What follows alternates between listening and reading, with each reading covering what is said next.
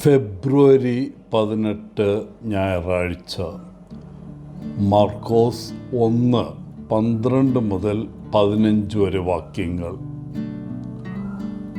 Australian Bush രാജ്യത്ത് sun due എന്ന് വിളിക്കപ്പെടുന്ന ഒരു ചെറിയ ചെടിയുണ്ട്. ഇതിന് നേർത്ത തണ്ടും ചെറിയ വൃത്താകൃതിയിലുള്ള ഇലകളും രോമങ്ങളാൽ ചുറ്റപ്പെട്ടിരിക്കുന്നു. നല്ല മഞ്ഞുപോലെ അതിലോലമായ ദ്രാവകത്തിൻ്റെ തിളക്കമുള്ള തുള്ളികൾ കൊണ്ട് ഈ ഇലകൾ തിളങ്ങും. എന്നിരുന്നാലും ആ ഇലയിൽ പോയി നൃത്തം ചെയ്യാൻ ധൈര്യപ്പെടുന്ന പ്രാണിയുടെ കാര്യം കഷ്ടമാണ്. ചുവപ്പ്, വെള്ള, പിങ്ക് നിറങ്ങളിലുള്ള പൂക്കളുടെ ആകർഷകം ഉണ്ടെങ്കിലും ഇലകൾ മാരകമാണ്.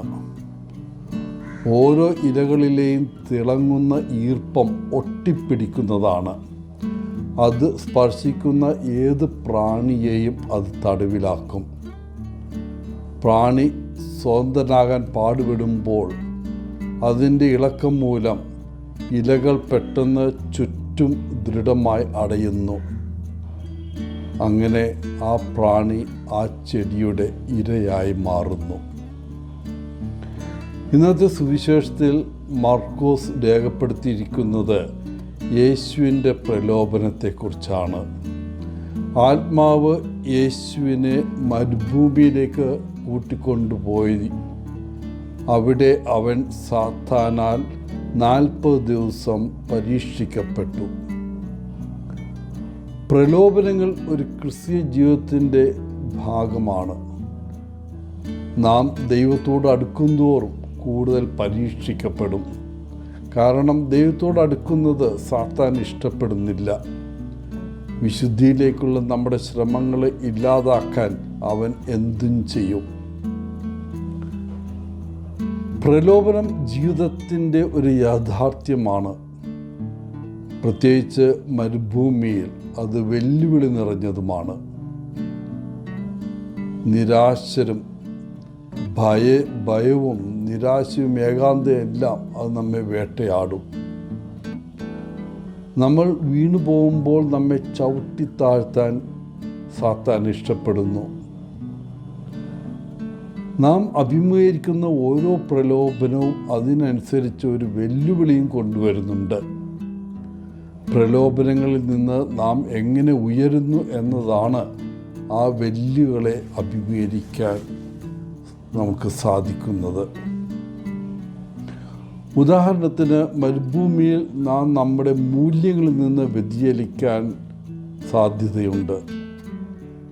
എന്തുകൊണ്ടാണ് നമ്മളൊരു പ്രത്യേക രീതിയിൽ പെരുമാറുന്നതെന്ന് യുക്തിസഹജമായി വിവരിക്കാൻ നാം ശ്രമിക്കുന്നു.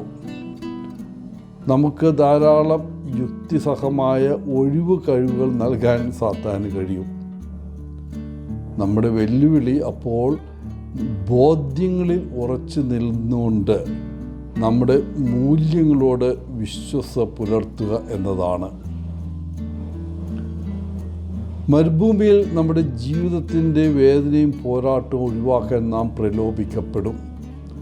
സാമ്പത്തിക മരുഭൂമിയുടെ കാര്യത്തിൽ നമ്മുടെ ജോലി നഷ്ടപ്പെടുമോ അല്ലെങ്കിൽ ജോലി കണ്ടെത്താൻ കഴിയാതെ പോകുമോ എന്ന ഭയത്താൽ നാം തളർന്നു പോയേക്കാം.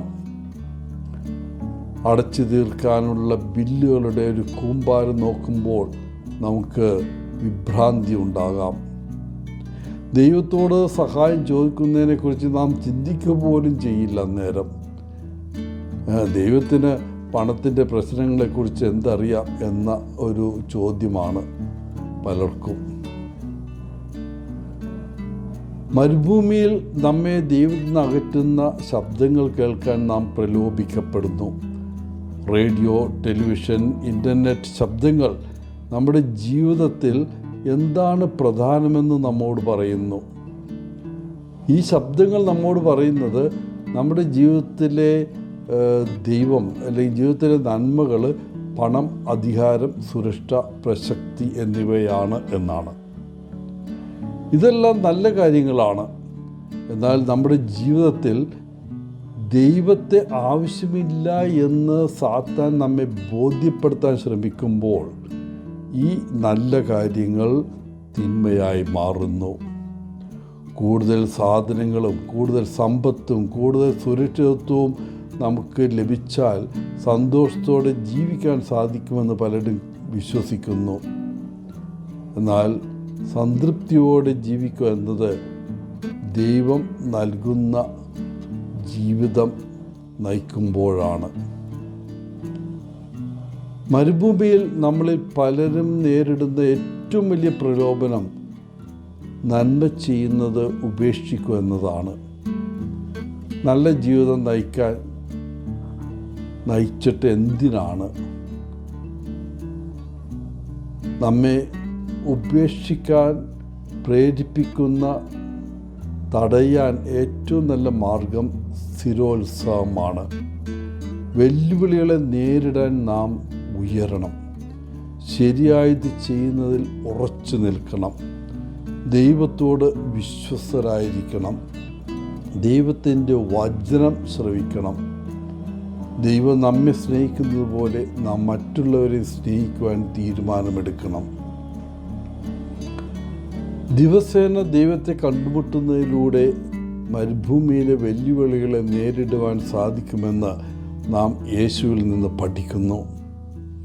ദൈവപുത്രനായ യേശു മരുഭൂമിയിലെ വെല്ലുവിളികളെ നേരിടാൻ തയ്യാറായതിൻ്റെ കാരണം ആ 40 ദിവസങ്ങളിലും അവൻ പിതാവായ ദൈവവുമായി പ്രാർത്ഥനയിൽ ബന്ധപ്പെട്ടിരുന്നു.